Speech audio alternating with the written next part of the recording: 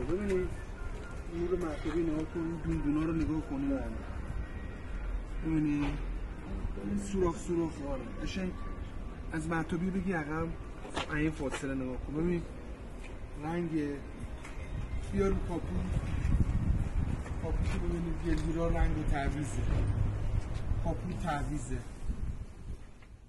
کنید ببینید این پالونیشه داره، این خورده. خب حالا از این ور بیار نور مرتبی رو بندازید تو جلگی. ببینید این الان نگاه کنید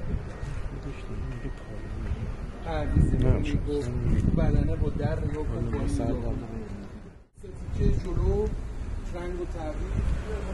هر دو درا نگاه کنید با مرتبی، ببینید دراش سالمه. حالا همون تصویر مرتبیتون هر سه تا مرتبی رو روی این بندازید، رو گلگیر عقب بندازید، ببین چی میشه. تصویر مات میشه. دونه رنگ رو نگاه کنید.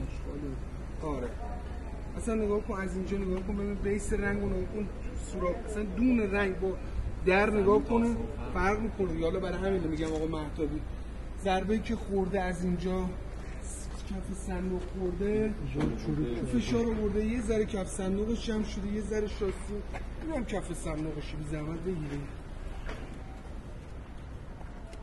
این کف صندوقش می‌بینید حالت دفرمه است دیگه، دفرمه عوض شده و کفش هم یه ضربه. چون از ویدیو تلفن نشه از این زیر بعد برو سیر بکن چشم آقا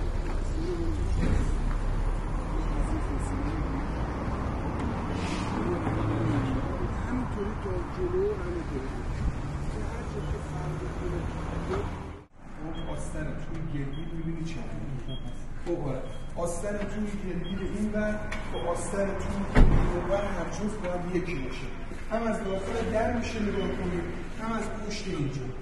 اینجا رو بندازی نگاه کنید آستر چه رنگیه.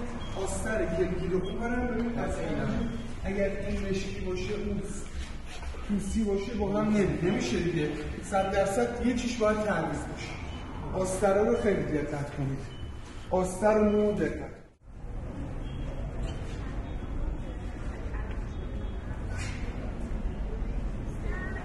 در شاسیه جلوی نگاه کنید سینی موم کاپو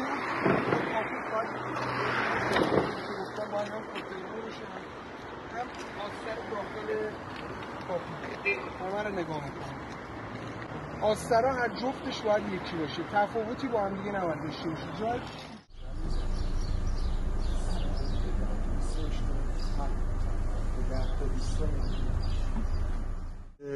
آریزو 5